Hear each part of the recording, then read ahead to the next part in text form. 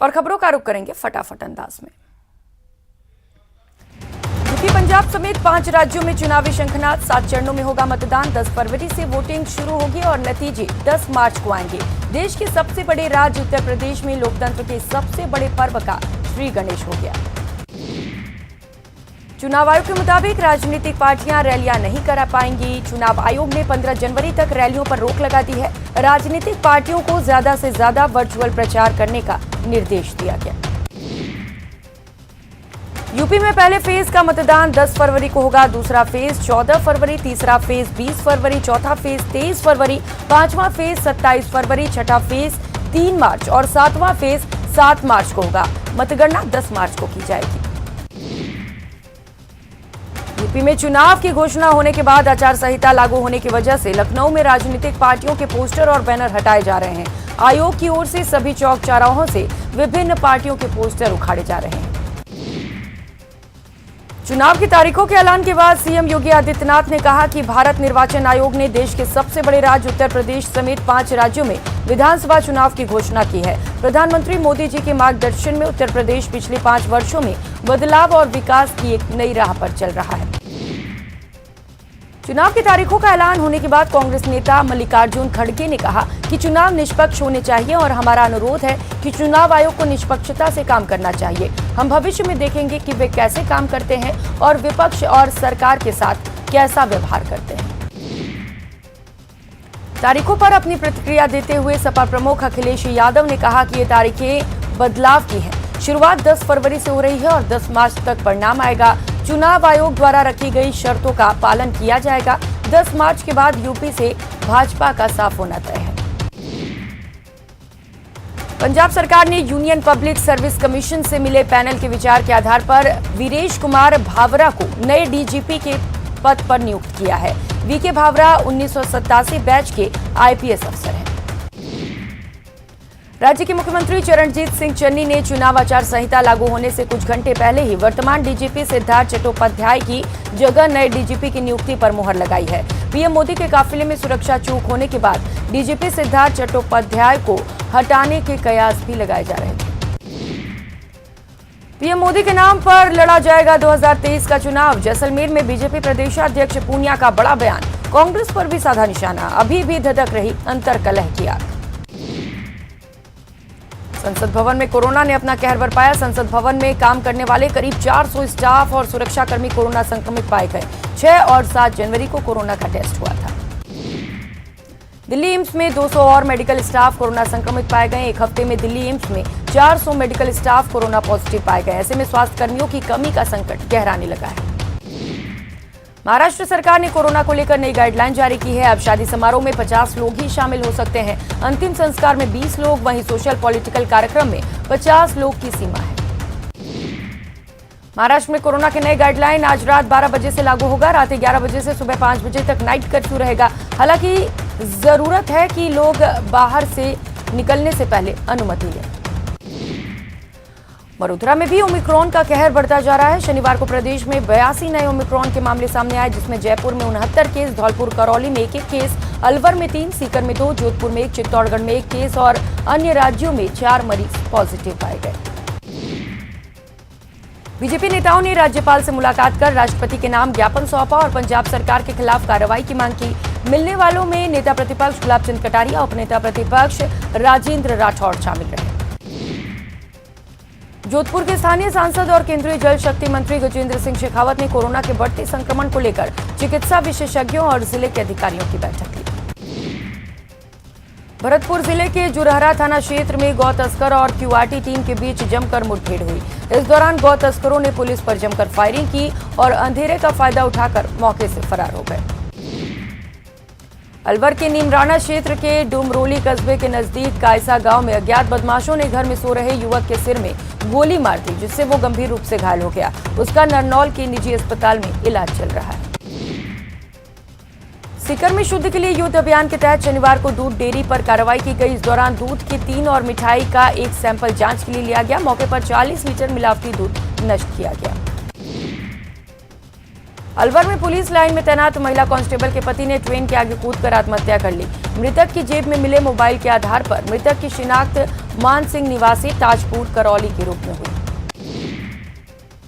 बांसवाड़ा में भ्रष्टाचार निरोधक ब्यूरो अपनी सालाना उपलब्धियां गिना रहा है। इसके लिए कोरोना काल में प्रेस कॉन्फ्रेंस तक रखी गई।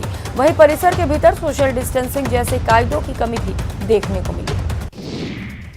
बांसवाड़ा में भ्रष्टाचार निरोधक ब्यूरो ने अपनी सालाना उपलब्धियां गिनाते हुए प्रेस कॉन्फ्रेंस में बताया कि पुलिस पर सबसे ज्यादा भ्रष्टाचार के आरोप लगे हैं। बांसवाड़ा में पुलिस ने शाम 4 बजे के बाद कार्रवाई करते हुए मास्क नहीं पहनने वालों के 25 लोगों के चालान काटे। धौलपुर की कंचनपुर थाना पुलिस ने अवैध देसी कट्टा और 2 जिंदा कारतूस सहित एक आरोपी को गिरफ्तार किया। करौली में एक पेड़ से युवक का शव लटका हुआ मिलने से हड़कंप मच गया। पुलिस ने मौके पर पहुंचकर तफ्तीश शुरू कर दी। कोटपुतली में सूखे कुएं में एक विवाहिता का शव मिलने से सनसनी फैल गई। पुलिस ने हत्या के शक में मामले की जांच शुरू कर दी। बांसवाड़ा में डिस्ट्रिक्ट स्पेशल टीम ने स्थानीय पुलिस के सहयोग से शहर के सुभाष नगर में संचालित अवैध जुआ घर पर शनिवार के रेड मारी और 28 जुआड़ियों को पकड़ा। उदयपुर के गोगुंदा थाना इलाके के मलारिया कला गांव में पुत्र द्वारा पिता की हत्या के मामले में पुलिस ने महज 6 घंटे में कार्रवाई करते हुए आरोपी बेटे को गिरफ्तार कर लिया। झारखंड के जामताड़ा से कुख्यात साइबर अपराधी कलीम अंसारी को राजस्थान पुलिस प्रोडक्शन रिमांड पर लिया गया। कलीम अंसारी पर राजस्थान में 99,000 रुपए के साइबर ठगी के आरोप है।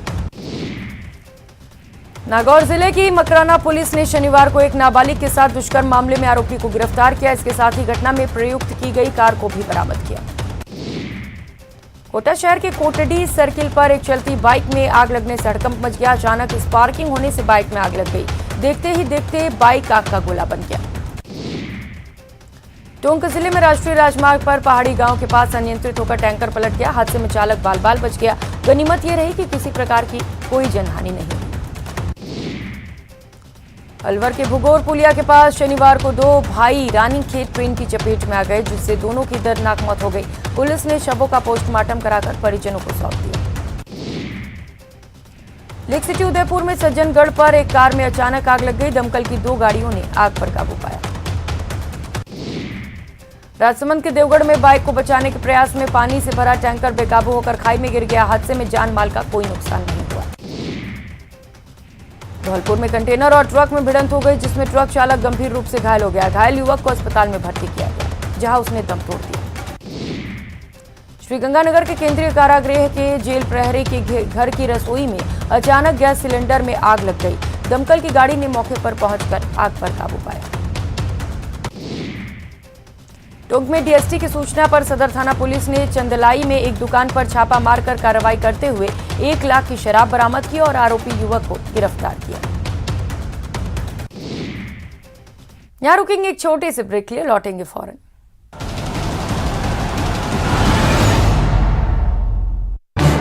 इस न्यूज हेडलाइंस के प्रायोजक पेट सफा आयुर्वेदिक जून, पेट सफा हर रोग दफा।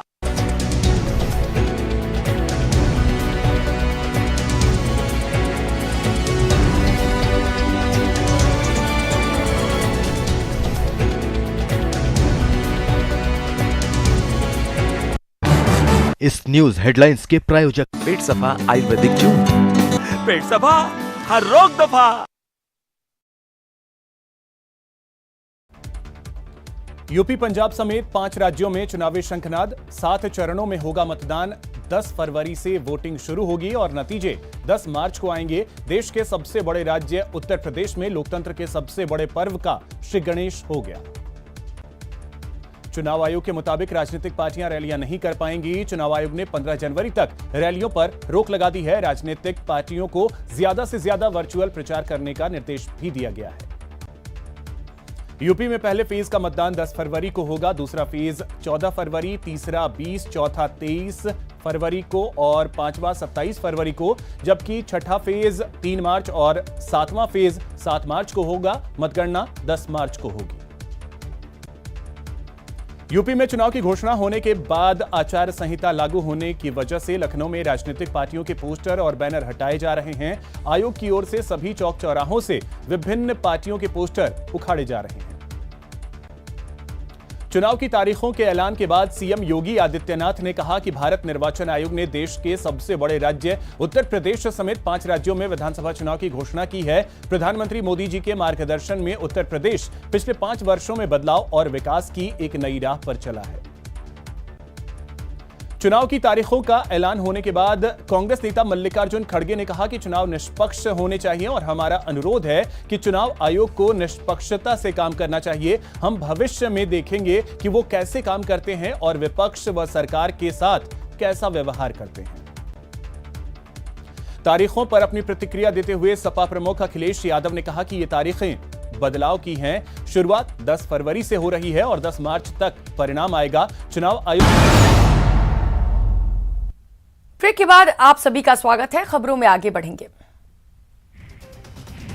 प्रदेश के कई जिलों में हुई बारिश और ओलावृष्टि के कारण फसलें चौपट हो गई, जिसको लेकर बीजेपी विधायक रामलाल शर्मा ने चौमू इलाके के खेतों में पहुंचकर स्थिति का जायजा लिया और वहीं किसानों से मुलाकात की।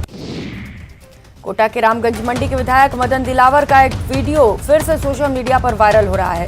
वीडियो सातल खेड़ी गांव का बताया जा रहा है, जिसमें विधायक मदन दिलावर और जिला परिषद की पूर्व सदस्य हेमलता के बीच जमकर तकरार हो रहा है। राजसमंद सांसद दिया कुमारी ने दिशा कमेटी की अध्यक्षता करते हुए पूर्व बैठक की अनुपालना के संबंध में विभागवार अधिकारियों से जानकारी ली। अलवर जिले में वर्ष 2021 में उत्कृष्ट कार्य करने वाले पुलिसकर्मियों को पुलिस लाइन में आयोजित कार्यक्रम में जिला पुलिस अधीक्षक तेजस्विनी गौतम द्वारा 50 पुलिसकर्मियों को प्रशस्ति पत्र देकर सम्मानित किया गया। सीकर के प्रसिद्ध धार्मिक खाटू श्याम में कोरोना का बड़ा विस्फोट हुआ है। खाटू श्याम जी में एक साथ 36 नए कोरोना के मामले सामने आए।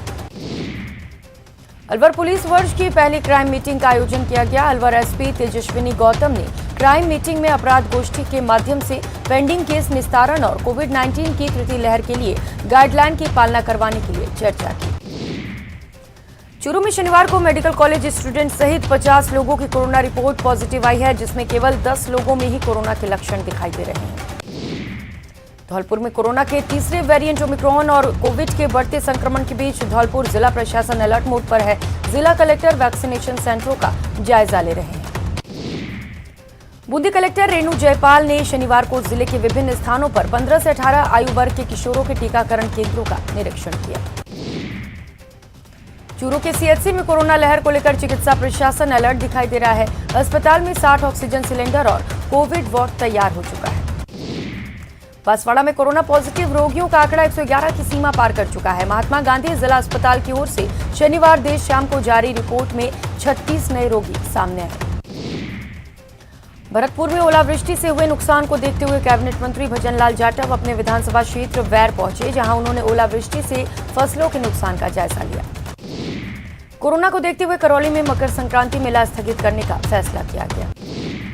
कोटा रेल प्रशासन ने यात्रियों की सुविधा को ध्यान में रखते हुए कोटा से नागदा और कोटा से झालावाड़ सिटी जाने वाली 2 नई मेमू ट्रेन की समय सारणी में आंशिक बदलाव करने का निर्णय किया। ये दोनों बदलाव आगामी 10 जनवरी से लागू होगी। कोटा जिला कलेक्टर उज्जवल राठौर ने कोविड टीकाकरण केंद्रों का निरीक्षण कर व्यवस्थाओं का जायजा लिया। कोटा में पट्टा देने की एवज में रिश्वत लेते गिरफ्तार संविदा कर्मी के मामले में एसीबी ने निगम के बाबू रविंद्र गोस्वामी को भी आरोपी बनाया है। चूरू जिले के गांव झाड़िया के 5 आंगनबाड़ी केंद्रों पर 9 महीने के इंतजार के बाद पोषाहार तो आया, लेकिन ये पोषाहार इतना खराब था जिसे पशुओं को भी नहीं खिलाया जा सकता। लेक सिटी उदयपुर में फतेह सागर झील में नाव पलटने से अफरा तफरी मच गई। गनीमत रही कि हादसे में किसी की मौत नहीं हुई। बांसवाड़ा जिले में भारी संख्या में लोग इकट्ठा हुए और प्रशासन के खिलाफ नारेबाजी की। इस दौरान कोरोना गाइडलाइन की धज्जियां उड़ाई गई। प्रतापगढ़ जिले में कोरोना के केस लगातार बढ़ रहे हैं। शुक्रवार को एक साथ 32 पॉजिटिव मामले सामने आए। इन्हें मिलाकर जिले में कुल 113 मामले हो चुके हैं। कोटा में बेटे के खिलाफ थाने में छेड़छाड़ की शिकायत कराने के बाद शराब के नशे में पिता ने इलाके में हंगामा किया और लोगों पर हमला करने का भी प्रयास किया। श्रीगंगानगर के सूरतगढ़ के राजकीय चिकित्सालय को लाइफ सपोर्ट चिरंजीवी 108 एम्बुलेंस की सौगात मिली है। उदयपुर के पास सलुम्बर के डाल में पैंथर ने बाड़े में बंधे गाय के 2 बछड़ों को निशाना बनाया, जिसके बाद ग्रामीणों ने वन विभाग से पैंथर को पकड़ने की मांग की है। करौली जिले में कोरोना की तीसरी लहर की दस्तक के साथ ही कलेक्टर सिद्धार्थ सुहाग ने मुख्य चिकित्सा अधिकारी डॉक्टर दिनेश मीना के साथ एमसीएच विंग का निरीक्षण किया और चिकित्सकों को आवश्यक दिशा निर्देश दिए।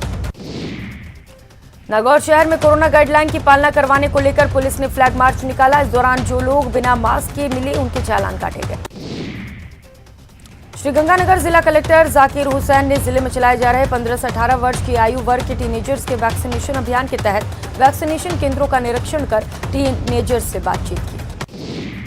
कोरोना संक्रमण की रोकथाम के लिए प्रतापगढ़ जिले में 15 से 18 वर्ष आयु वर्ग के छात्र छात्राओं का टीकाकरण किया जा रहा है। जिला कलेक्टर प्रकाश चंद्र शर्मा ने शनिवार को राजकीय उच्च माध्यमिक विद्यालय प्रतापगढ़ सहित अर्नोद आदि विद्यालयों में किए जा रहे टीकाकरण कार्यक्रम का निरीक्षण किया। लोकसभा अध्यक्ष ओम बिरला की पत्नी डॉक्टर अमिता बिरला ने राजसमंद में वल्लभ संप्रदाय की तृतीय पीठ प्रभु द्वारकाधीश मंदिर में भगवान के दर्शन किए और उन्हें भोग लगाया। जम्मू कश्मीर में भारी बर्फबारी के चलते श्रीनगर में फ्लाइट्स प्रभावित है। श्रीनगर एयरपोर्ट की ओर से दी गई जानकारी के मुताबिक लगातार हो रही बर्फबारी से विजिबिलिटी काफी कम है, जिसकी वजह से उड़ानों पर असर पड़ा है। श्रीगंगानगर में बेमौसम बारिश का दौर जारी है, लेकिन बारिश के बाद जगह जगह पानी भरने के कारण आमजन परेशान है। तो प्रदेश में कोरोना का मीटर